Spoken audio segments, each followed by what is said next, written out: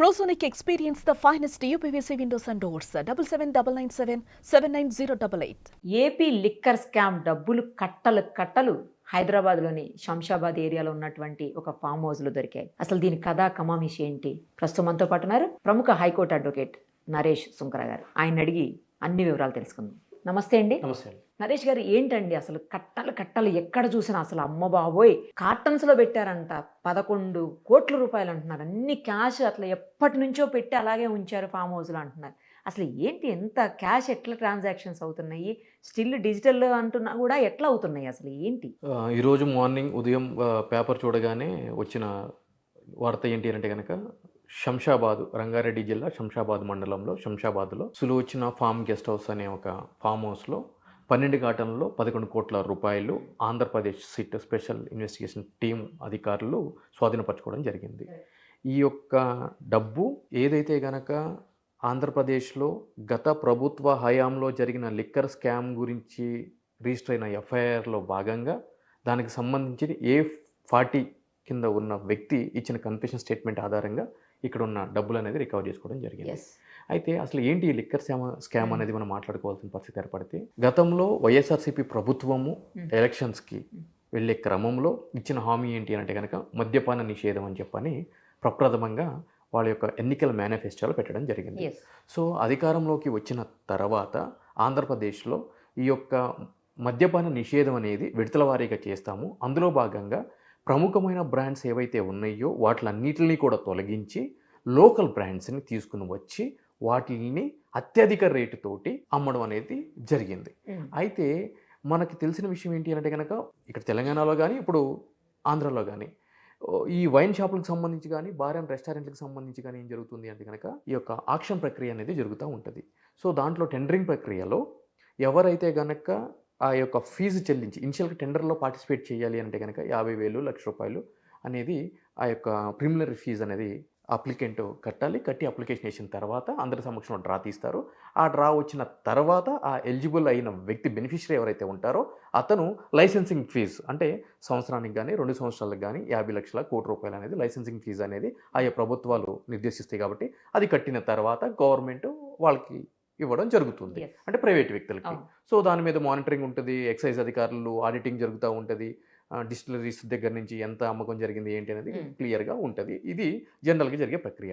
కానీ వైఎస్ఆర్సీపీ ప్రభుత్వం చేసింది ఏంటి అని అంటే కనుక గతంలో ఈ యొక్క వైన్ షాపులు అన్నిటిని కూడా వాళ్ళ యొక్క ఆధీనంలోకి తీసుకొని ప్రభుత్వమే మద్యపానం ఏవైతే దుకాణాలు ఉంటాయో వాటిల్ని రన్ చేయడం జరిగింది, నిర్వహించడం జరిగింది.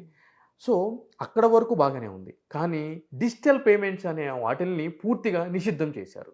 అంతా కూడా క్యాష్లోనే ట్రాన్సాక్షన్ జరగాలి అనే ఒక నిబంధనని తీసుకురావడం జరిగింది.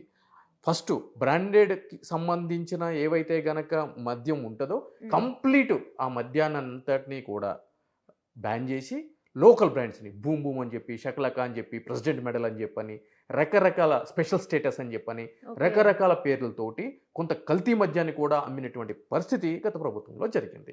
సో ఈ డిజిటల్ పేమెంట్స్ తీసేసి క్యాష్ ట్రాన్సాక్షన్ అనేది చేయడం జరిగింది.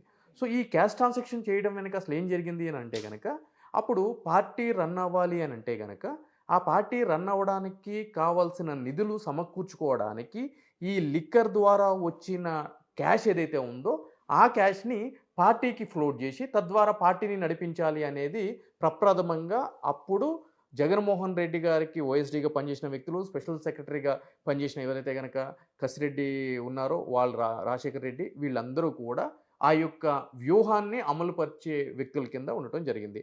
అందులో భాగంగానే నిన్నగాక మొన్న మిథున్ రెడ్డి గారు కూడా అరెస్ట్ చేయడం జరిగింది.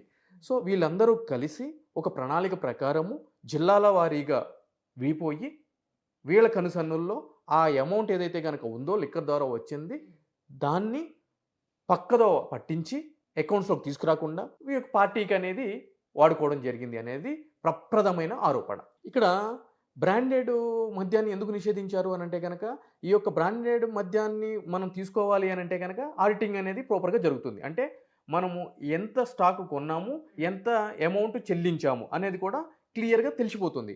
అదే లోకల్ బ్రాండ్, అది కూడా వాళ్ళ కనుసన్నల్లో జరిగేటువంటి బ్రాండ్స్ అయితే కనుక లెక్కపత్రం ఉండదు, అంతా కూడా క్యాష్ ట్రాన్సాక్షన్ జరుగుతుంది. ఓకే. సో క్యాష్ ట్రాన్సాక్షన్లో మనం లెక్కలు ఏ విధంగా చూపిస్తాము? చూపించలేము. సో ఇది పూర్తిగా ఈ లిక్కర్ స్కామ్ యొక్క పూర్తి సారాంశం అన్నమాట. సో దానికి సంబంధించి ప్రభుత్వం ఏర్పడిన తర్వాత, కూటమి ప్రభుత్వం ఏర్పడిన తర్వాత ఆంధ్రప్రదేశ్లో దీనికి సంబంధించి అసలు ఈ లిక్కర్ స్కాము ఏ విధంగా జరిగింది ఏంటి అని చెప్పి ఒక విజిలెన్స్ కమిషన్ని ఏర్పాటు చేయడం జరిగింది కూటమి ప్రభుత్వం. ఓకే. ఏర్పాటు చేసిన తర్వాత ఆ విజిలెన్స్ కమిటీ దీని మీద విచారించి ఒక ప్రాథమికమైన రిపోర్ట్ తయారు చేసిన తర్వాత అప్పుడు క్రైమ్ అనేది రిజిస్టర్ చేయడం జరిగింది. ఓకే. సో ఆ క్రైమ్లో cheating, criminal breach of trust, అదేవిధంగా prevention of corruption act PC act ప్రకారం కూడా ఈ విధంగా ఒక 13-14 సెక్షన్స్ కింద ఎఫ్ఐఆర్ రిజిస్టర్ చేసి ఆ యొక్క క్రైమ్ని ఇన్వెస్టిగేషన్ చేయడానికి ఒక సిట్ అనేది కూడా ఏర్పాటు చేయడం జరిగింది. ఆ సిట్ ఆధ్వర్యంలోనే ఇదంతా కూడా జరుగుతుంది. ఇప్పటి వరకు కూడా 12 మంది నిందితుల్ని అరెస్ట్ చేయడం జరిగింది. ఒక ప్రిలిమినరీ ఛార్జ్ షీట్ కూడా సంబంధించిన కోర్టులో ఫైల్ చేయడం జరిగింది పూర్తి ఆధారాలతోటి.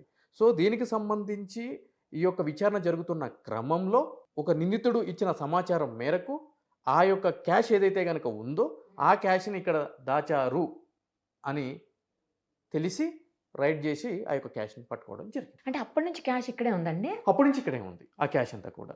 సో 12 కాటన్ బాక్స్లో 11 కోట్లు ఉంది అని చెప్పని చెప్పాం అవును. కాబట్టి ఇదంతా ఇక్కడ దాచారు అనేది సారాంశం. కట్లే కట్టలు, నోట్లు కట్లే ఇక్కడ కట్టలు. రాజకీయాలకు సంబంధించి క్యాష్ ట్రాన్సాక్షన్స్ అనేది ఆబ్వియస్లీ ఏమైతుంది అంటే కనుక ఎన్నికలప్పుడు జరిగే ట్రాన్సాక్షన్స్ అన్నీ కూడా క్యాష్ రూపంలో అప్పుడు జరుగుతాయి. జరుగుతాయి. ఓటుకి నోటు అది రాత్రి పూల్ చేయలేరండి క్యాష్ని. అదే కదా. సో ఎప్పటికప్పుడు ముందే రెడీ చేసి ముందు రెడీ చేసి పెట్టుకుంటారు, వివిధ ప్రాంతాల్లో రెడీ చేసి పెట్టుకుంటారు. ఓకే. అవసరమైతే గనక ఇక్కడ ఏంటంటే హవాలా ద్వారా కూడా ఇక్కడ ఈ క్యాష్ని ఒకరికి హ్యాండ్ ఓవర్ చేస్తే అక్కడ వేరే వాళ్ళు వాళ్ళకి హ్యాండ్ ఓవర్ చేస్తూ ఉంటారు. బట్ ప్యూర్లీ క్యాష్ ట్రాన్సాక్షనే జరగాలి. సో కాబట్టి ఇక్కడ ఉంది. ఇంకా ఇటువంటి ప్రాంతాలు ఎన్ని ఉన్నాయి, ఎక్కడ క్యాష్ అనేది పెట్టారు అనేది కూడా తెలియాల్సిన అవసరం, ఆవశ్యకత ఉన్నాయేమో. ఇంకా ఉంటుందండి. ఇంకా ఉంటుంది 100%. ఇంకా క్యాష్ ఉంటాయి. ఇది చిన్న స్కామ్ కాదు, చాలా పెద్ద స్కామ్ కాబట్టి సో ఈ విచారణ Further జరిగే కొద్దీ కూడా investigation లో నిజాలన్నీ మొత్తం కూడా బయటికి వస్తాయి దీంట్లో. ఇద్దరు అన్ని రోజుల పాటు ఎలా వదిలేశారండి క్యాష్ అక్కడ? అంటే అవకాశం లేక తీసుకునే దానికి వెనక్కే వదిలేశారా ఏంటి? లేదండి, ఇప్పుడు ఇక్కడ నేను అనేది అదే, ఇప్పుడు ఈ క్యాష్ని వాడుకోవాల్సిన అవసరం ఇప్పుడు ఏర్పడలేదు. ఆహా. ఓకే. ఫైన్.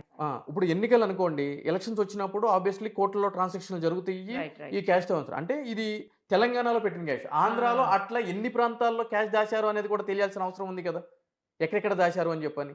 మిగిలిన నిందితులు దొరికిన తర్వాత వాళ్ళ యొక్క స్టేట్మెంట్ ఆధారంగా కూడా ఇంకే మరిన్ని ప్రాంతాలు ఉన్నాయి, అక్కడ క్యాష్ ఏ విధంగా చేశారు, లేదంటే కనుక హవాలా రూపంలో ఎక్కడికైనా బయటికి పంపించారా, ఇవన్నీ కూడా తెలియాల్సిన అవసరం, ఆవశ్యకత ఉందండి. త్వరలో తెలుస్తాయి కదండి. 100% తెలుస్తుందండి. ఎందుకంటే క్యాష్ సీజ్ చేశారు కాబట్టి దీనికి సంబంధించిన సముచితమైన ఆధారాలన్నీ కూడా బయటకు వస్తున్నటువంటి పరిస్థితి కాబట్టి ముమ్మాటికి కూడా విచారణలో అన్ని విషయాలు వెలుగులోకి వస్తాయి. థ్యాంక్ యూ అండి. Thank you so much. Suman టీవీలో మీ పర్సనల్ అండ్ బిజినెస్ ప్రమోషన్స్ కోసం కింది నెంబర్కి కాంటాక్ట్ చేయండి.